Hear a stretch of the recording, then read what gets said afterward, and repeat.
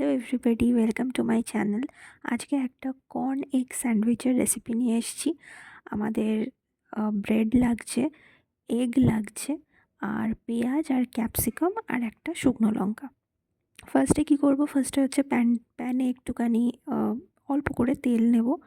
দেন যে ভেজিটেবলসগুলো রয়েছে, যেটা হচ্ছে ক্যাপসিকাম আর অনিয়ন, সেটাকে একটুখানি সটে করে নেব। বেশি ভাজার দরকার নেই, জাস্ট একটু র স্মেলটা চলে যাবে সেরকম করলেই হবে। দেন হচ্ছে একটুখানি নুন দিয়ে নেব অল্প পরিমাণে।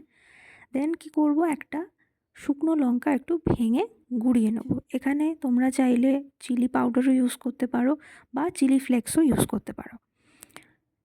আমি এখানে শুকনো লঙ্কাটাকে একটু হাতে ভেঙে নিচ্ছি, ভেঙে ওটাকে মিক্স করে নেব।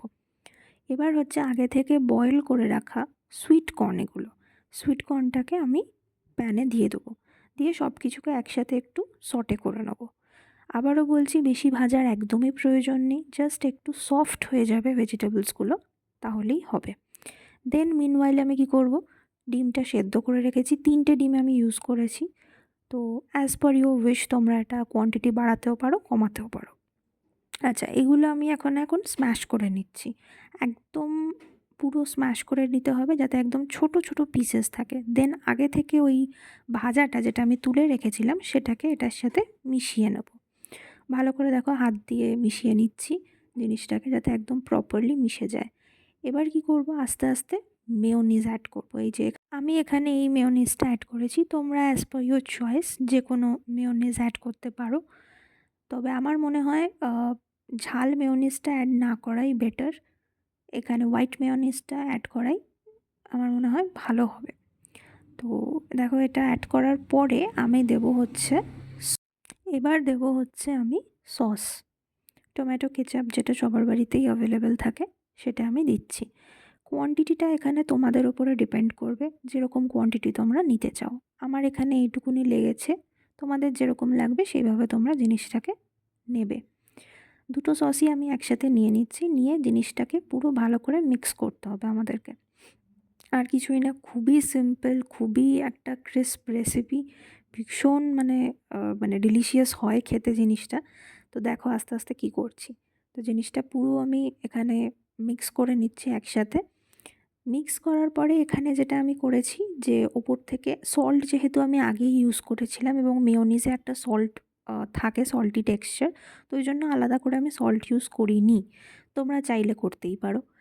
অ্যান্ড এখানে যেটা কি করব, একটু গোলমরিচ গুঁড়ো, দেখো গোলমরিচ গুঁড়োটা আমি দিয়ে নিলাম। আচ্ছা, এরপরে যেটা করব সেটা হচ্ছে জিনিসটাকে ভালো করে ব্রেডের ওপরে স্প্রেড করে দেবো। এখানে একটা জিনিস তোমরা অ্যাড করতে পারো, চিজ, আমুলের চিজ স্লাইস পাওয়া যায়, সেটা এখানে অ্যাড করলে বেটার হতো, বাট অ্যাট দিস মোমেন্ট আমার বাড়িতে ছিল না, তাই আমি অ্যাড করিনি। এই যে ব্রেডের ওপরে একটা সাইডে আমি পুরো স্প্রেডটা লাগিয়ে নিলাম। দেন কি করব, অন্য একটা ব্রেডের পোর্শন দিয়ে আমি এটাকে কভার করে নেব। তোমরা এখানে চাইলে অন্য ভেজিটেবলসও অ্যাড করতে পারো, ক্যারেটস, যেরকম হয় ক্যারেটস অ্যাড করতে পারো, এই সবগুলো তোমরা অ্যাড করতে পারো, বাট আমি কিছু করিনি। দেখো, সেকেন্ড ব্রেডটাতেও আমি ফিলিংটা ভরে নিচ্ছি। দেন এগুলোকে আমি গ্যাসে বসাবো। ভালোভাবে ওভার ফিল করবে না, একটা জিনিস এখানে বলে রাখা ভালো, বিকজ ওভার ফিল করলে কিন্তু জিনিসটা বেরিয়ে যাবে। নেক্সট আমি প্যানটাকে একটু মোটামুটি অয়েল নিয়ে নিচ্ছি, খুব বেশি নেওয়ার দরকার নেই। হালকা গরম হলে এভাবে আমরা ব্রেডগুলোকে দিয়ে দেবো।